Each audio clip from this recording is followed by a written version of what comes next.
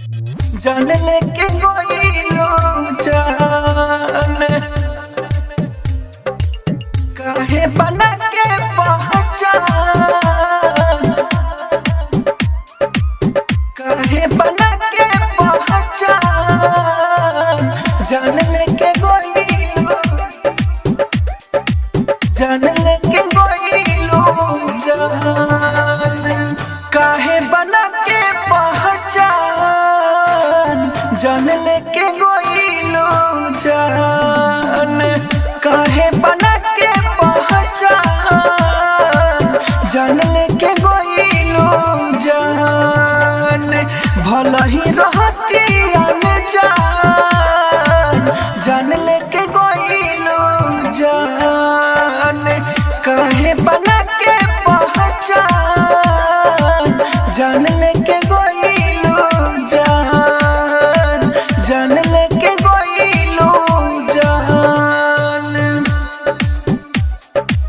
जान लेके गोइलो जान काहे बना के पहचान जान लेके गोइलो music by DJ Umesh Shukipur बाजार जान लेके गोइलो जान बहुते गवा देनी रिश्ता बना के केहू अपन नहीं खे गोइलू जाना के बहुते गवा देनी रिश्ता बना के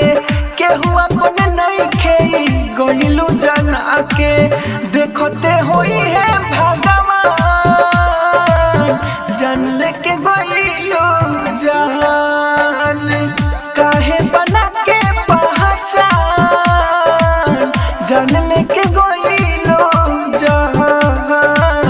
जान लेके गोइलो जान राजधानी रिकॉर्डिंग स्टूडियो बेलबत्तिया जान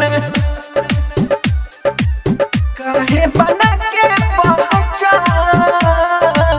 जान लेके गोइलो music by DJ Umesh Shukipur बाजार जान लेके गोइलो जान नाही समझ पाइल दिलवा ई साला अब जान गोइनी लोग धोखा काहे खाला नाही समझ पाइल दिलवा ई साला अब जान गोइनी लोग धोखा काहे खाला राहुल मनोज के खालू पान जान लेके गोइलो जान काहे बना के पहचान जान लेके गोइलो